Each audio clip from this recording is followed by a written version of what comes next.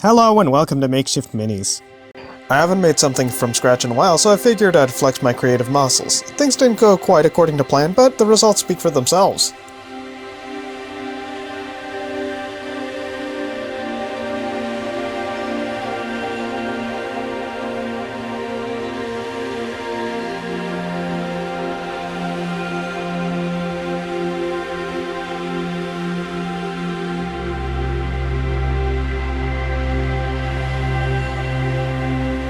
The first thing I do is gather some wire from a fresh spool.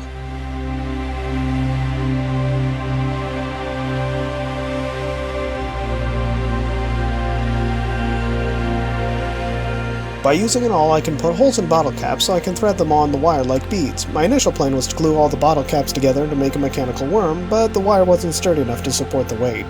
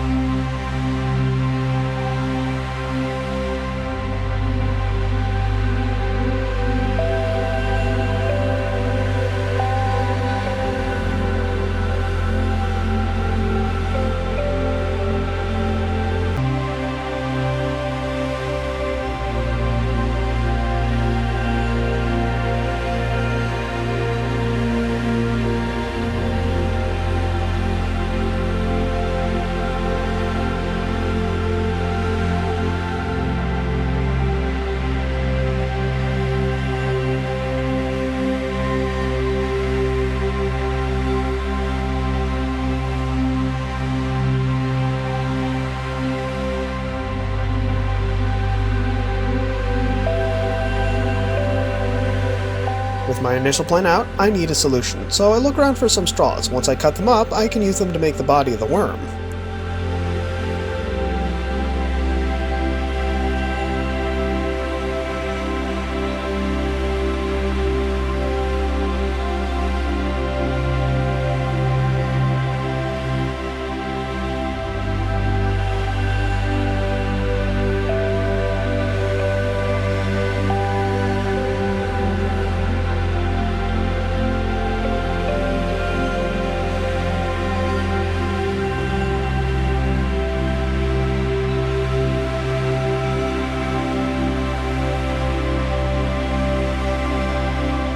I attach the pieces of straws inside the bottle caps using hot glue. Each bottle cap will be a body segment that'll glue in place after a bit of adjusting.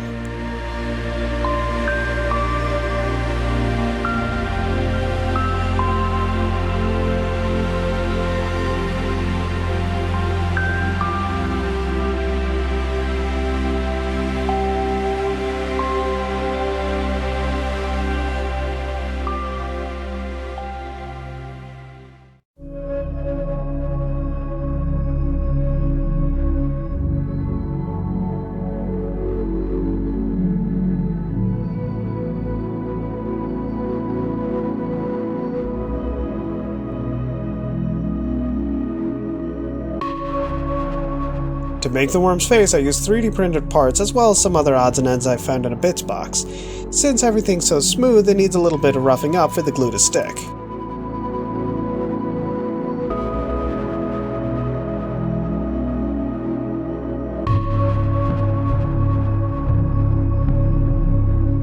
With my mechanical monstrosity done, I can now put it on a base. I use superglue to attach the worm to the base after pulling the wire through the bottom. Then I use hot glue to hold the wire in place and add some much needed weight.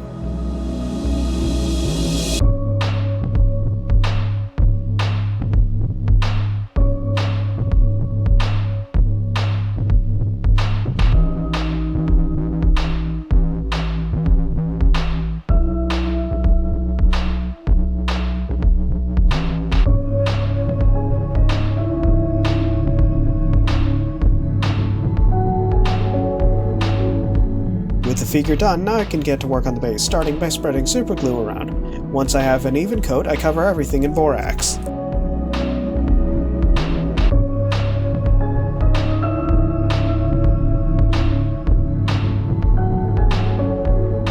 I use pieces of cork for rocks surrounding the bottom of the worm. I try and position everything dynamically so it looks like it's erupting out of the ground.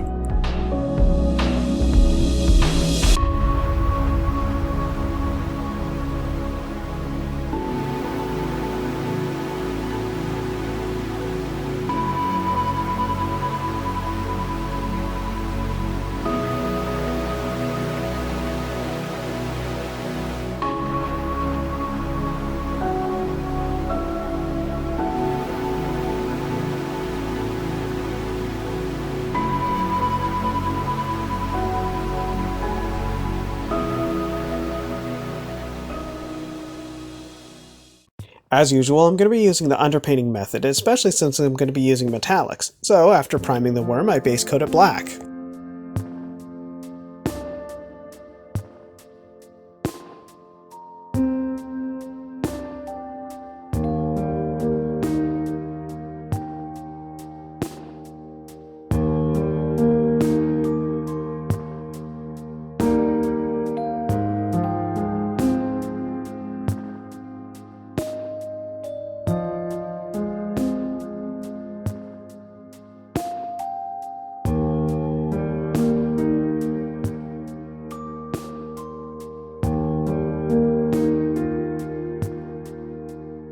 After the base coat dries, I dry brush on gray.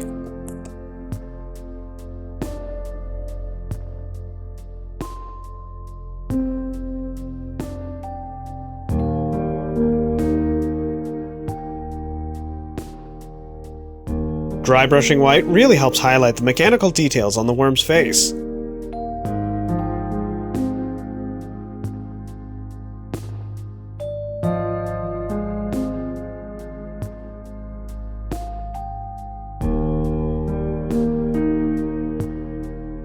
Since the worm's supposed to be made of metal, I paint the whole thing silver. Metallic paint always shows the undercoat well enough that I don't feel the need to thin it.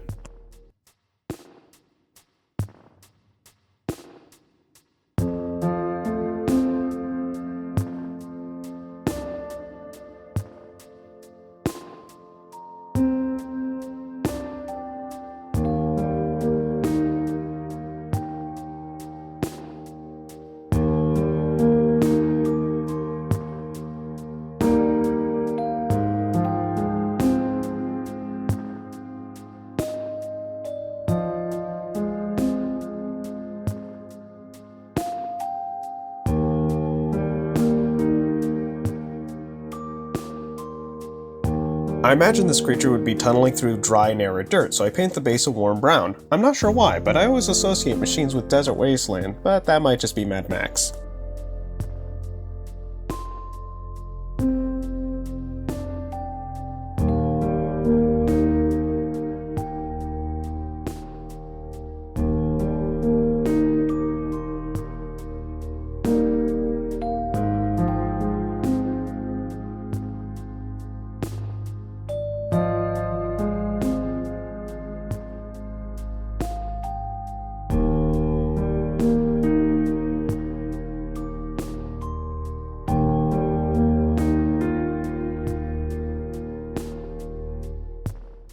Initially, I wanted to paint the rocks a mix of orange and brown so they wouldn't blend in with the base. Unfortunately, there was barely a difference, so I ended up mixing in gray too.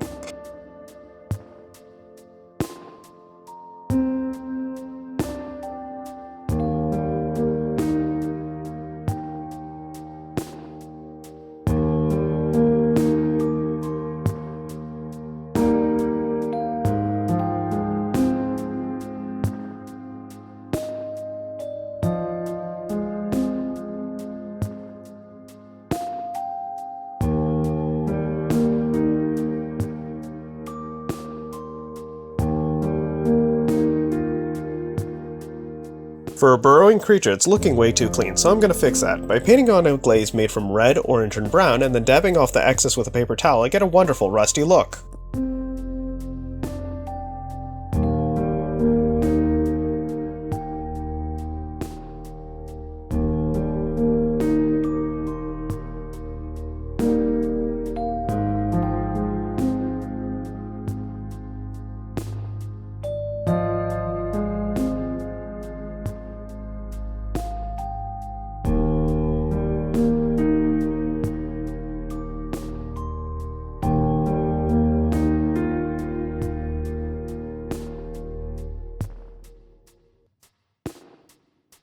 I wanted to try and see if I could make the eyes and vents look like they were glowing, so I painted them orange. The eyes were simple enough, but it was tricky to work around the parts of the face, let alone keep it on camera.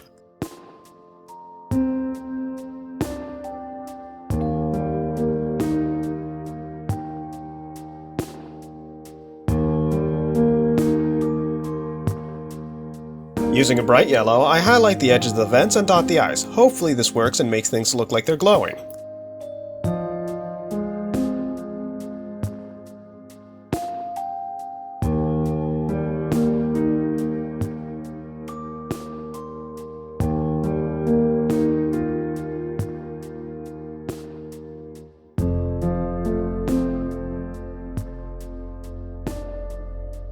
After a few touch-ups and a clear coat, it's on to the glamour shots.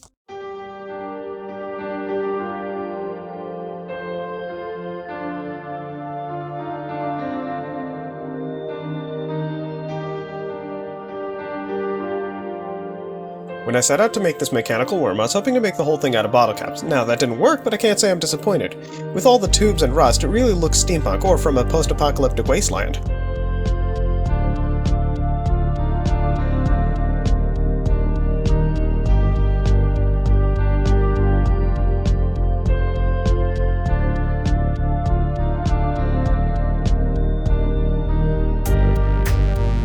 Please like, subscribe, and leave a comment down below. Take care, be well, and until next time.